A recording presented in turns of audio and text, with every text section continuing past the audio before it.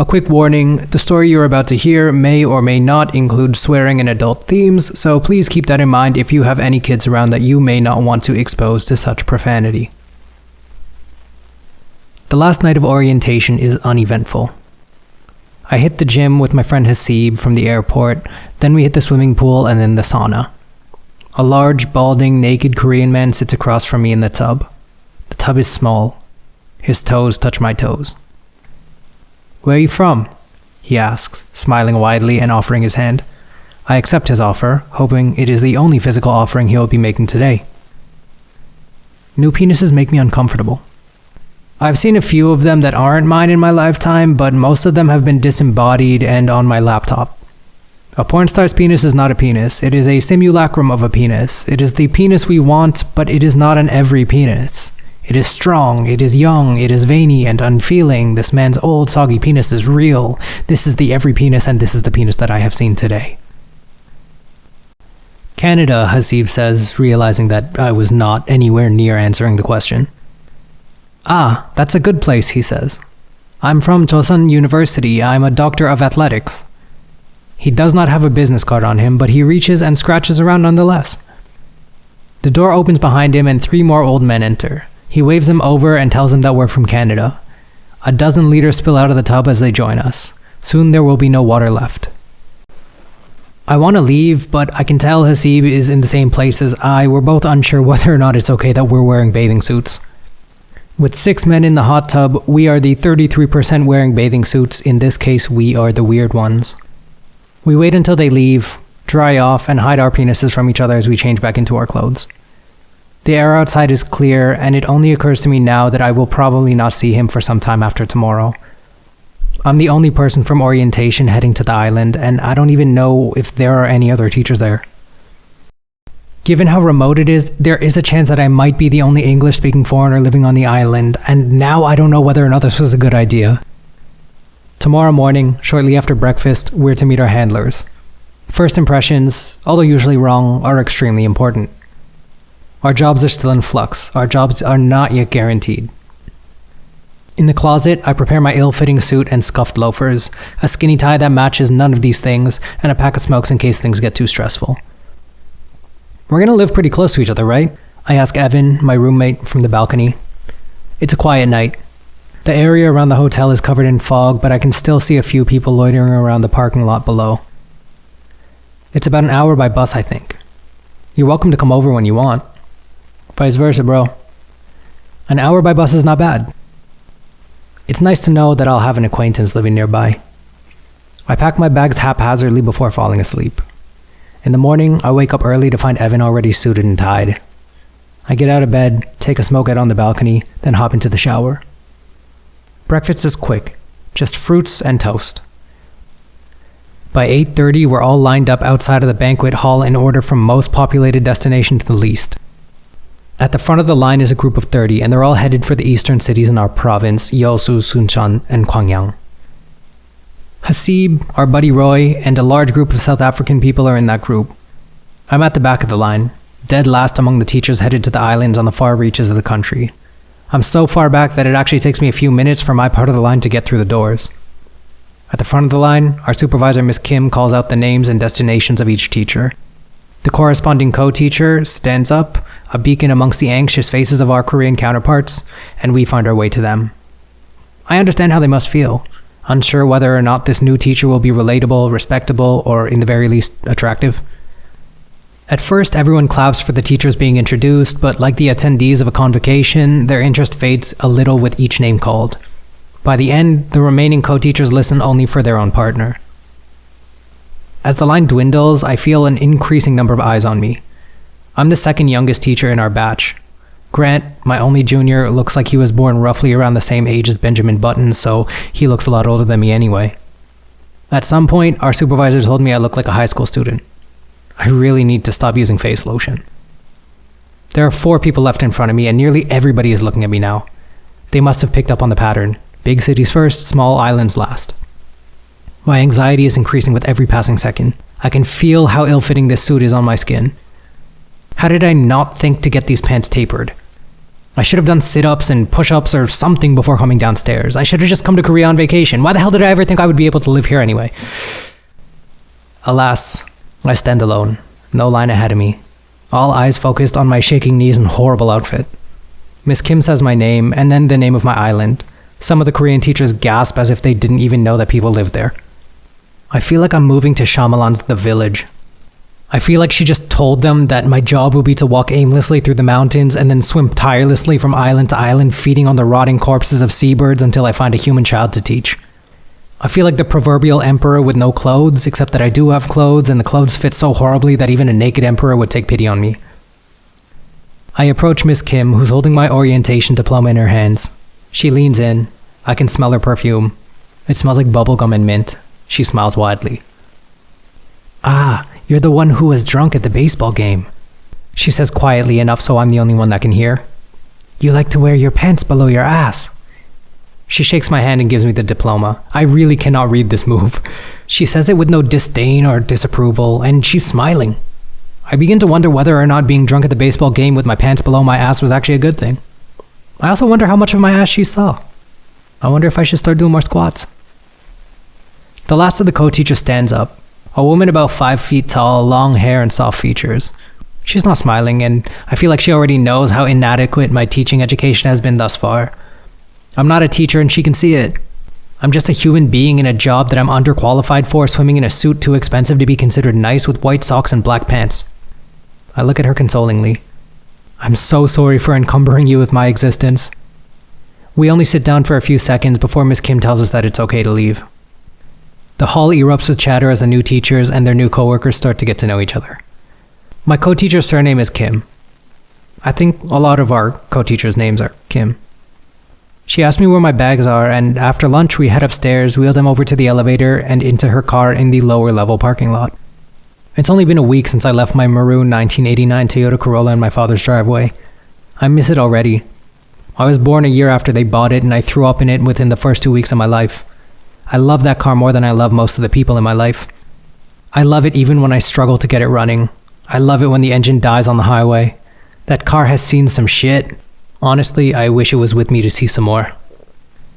Instead, I sit in the passenger seat of Miss Kim's Hyundai Avante and take in the Korean landscape with nothing but my eyes and ears. I'm sorry for my driving, she says, as she starts the engine. It sounds more like a warning than an apology. I'm not comfortable driving yet. When did you get this car? I ask. Last month, she says nervously. At the first intersection, she throws on her hazard lights and turns right. She throws on her hazard lights as we merge onto the highway. She throws on her hazard lights anytime she's about to do anything other than drive straight. I resign myself to a quick death and reinvest in Christianity. It's a good thing you're not vegetarian, she says to me. It's an odd statement, given that she never asked me whether or not I'm a vegetarian and that I had a vegetarian meal at the hotel. Our cafeteria usually serves meat because our school is famous for weightlifters. I decide not to be a vegetarian anymore. It was a good run, my friend. I'm sorry, Earth. So, what are the students like? Very loud. The level is very low, so please try not to ask too much from them. She sounds apologetic, though I can really understand her concern. In Canada, my friends and I had to study French for 5 years. It was fun for the first year, but after years of teachers grinding grammar into our brains, most of my friends failed to carry on past the 10th grade. Walking into my new school, the 7th graders will be entering their 4th year of English. Oh yeah, Carl told me about them.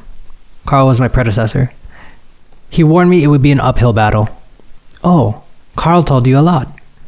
Our school is up a hill, yes. It's difficult in the summer, but it's only 10 minutes from your house, so it should not be too bad. Miss Kim drives through a few red lights while fiddling with her GPS. She only notices on the third after nearly getting T-boned. Oh, I should have stopped there, she says. Her nonchalantness does not bring me any comfort. But, in spite of her scatterbrained driving, she seems to have everything else perfectly organized. She has all of the necessary documents ready by the time we get to the immigration office. She keeps her toll booth tickets and toll money in convenient locations, and she cuts an estimated 6-hour excursion into 4. We move my bags into my house by 5 in the evening, and she's gone by 7 o'clock. My apartment is sizable, bigger than the junior bachelor apartment I'd lived in before coming here. It smells like cleaning products. There are clean blankets at the foot of the bed, and the rest of the furniture is dust-free. On the fridge, I find a note. Welcome to the island. Have a beer. Take a load off. Carl. Inside of the fridge, I find 3 bottles of Hoegaarden and a bottle of soju. I jack some Wi-Fi from the apartment next door and fall asleep before 9. Tomorrow will be my first day at school, and it's really difficult for me to sleep on nights before important days. Miss Kim told me to be at school at 9 the next day, so I set my alarm for 7:30 and wake up at 6:15. I'm too awake to fall back asleep, and with no groceries in the fridge, I have nothing to eat. I remember seeing a coffee shop on the way over here yesterday, so I take the elevator down and start walking. I step out and light a Marlboro. The world smells like dog piss. It's still dark out. The street is still in the early stages of awakening. A large pickup truck hums past the church carrying garbage from houses up the hill. I take a few puffs, but it doesn't help calm my nerves, so I just butt it out and throw it in the ashtray. There's a cat at my feet. I pet it, it meows, and then it walks away. I start my walk towards the Paris Baguette. There's an old man passed out on the picnic tables beside the corner store below my house. His snores are syncopated, and I walk to their rhythm. When I get to the coffee shop, it becomes apparent that it functions more as a bakery than an actual coffee shop, and it's still early, so my selection is very limited. Available are an assortment of croquettes in both savory and sweet, a croissant, a few loaves of bread, and a hot dog wrapped in some flaky pastry. There are currently no baguettes. I walk to the counter. Excuse me, but do you have any bagels? Blank stare. Excuse me, but do you have bagels? I say slowly. But with every passing second, her eyes shake with increasing curiosity. Her lack of comprehension is palpable. I'm so sorry, I try to tell her with my eyes. I just grab a croquette and a milk and smile as she rings it up. She points to the total on the monitor, then looks at me to make sure that I understand how numbers work. Yes, I say with my eyebrows. We use the same numbers as you do. We are a big world, and we may not speak the same language, but numbers are the same, and through numbers we stand each other. We are different, you and I. I grew up poor in a small neighborhood in Toronto, a place you have likely never been or even know about. My culture is foreign to you, your culture is foreign to me, and I promise to learn as much as I can while I'm here. One day soon I will be able to ask for a bagel in your language, and then we can be friends. She points at the price again. I've been staring way too long. The croquette is hard and cold. It's most definitely a leftover from the previous day, but with confidence I can say that I've completed my first transaction in this town. I am now contributing to the economy. 1 small croquette for men, 1 huge croquette for the justification of my presence here. The milk is thick and hearty, more so than my customary 2% back home. It's like I'm drinking directly from the teat of a proud female cow. I am no longer a 2% person. I am now whole. I take a shower using my predecessor's old shampoo, I brush my teeth with his old toothpaste, and I check the time with his old clock. It's now 8 o'clock. I close my laptop, remove it from the charger, and throw it in my bag with an assortment of pens.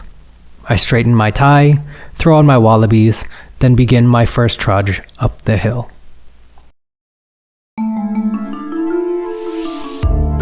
What up, y'all? Thank you for joining us here on E2 in Korea. I hope you enjoyed this story. I know it was super long, so thank you for getting to the end of it. I want to take the opportunity right now to talk about another podcast that we really like over here at E2, which is This Korean Life, which is run by my buddies Brian and Nate. They do a lot of interviews with people in and around Ulsan, Busan, in that area, both Korean and foreign. It's a fully English podcast, so you can totally listen if you're into talk radio or interviews of that type. Now, the content of this story is not all mine. It's a mix between mine and a friend of mine. Obviously, we have a few characters, including Hasib and Roy, who I haven't really talked about yet, but these were some friends that I had starting out 11 years ago here in Korea. Now, I don't know if it was like this for you, but it was totally like this for me the first time I came to my island. I mean, I'm not there anymore, but the first time I got to that island, I was completely out of sorts. Now, I already knew going into it, like I had prepared to be, I don't know, uncomfortable, but I did not know that I would have to prepare to be that uncomfortable. I literally did not know if there was anybody who could speak any English on the island, and there was no inkling of English on the island outside of the school teachers that I knew. And at that point, it was only one person. when I think about who I was at that time, from my current perspective now, I totally hate that guy. That guy was so wrapped up in his Western perspective, in coming from Canada, from the English-speaking world, somehow expecting people who have no reason to be able to speak English to be able to communicate. And like, yeah, all I wanted was a bagel, but there's no reason for me to expect that somebody on an island super far away from anywhere where there's an English-speaking population to be able to be like, yeah, our bagels are baked every Wednesday. Actually, I come to realize like now in 2024 that bagels were not really a thing. I think they became like a big hit when what's it called? London Bagel Museum or whatever opened in Seoul and Jeju. But until then, which was like a few years ago, bagels were just not a thing. So not only was I asking in the wrong language, I was just asking a question that I did not need to be asking at that time and place. But I mean, even these days, I still find myself in that type of situation. Alright, y'all, that's it for me. I know I took a lot of your time. Be good. I don't know what that means, but have a good day, week, month. Whenever you're listening to this, just enjoy your time. Alright, peace.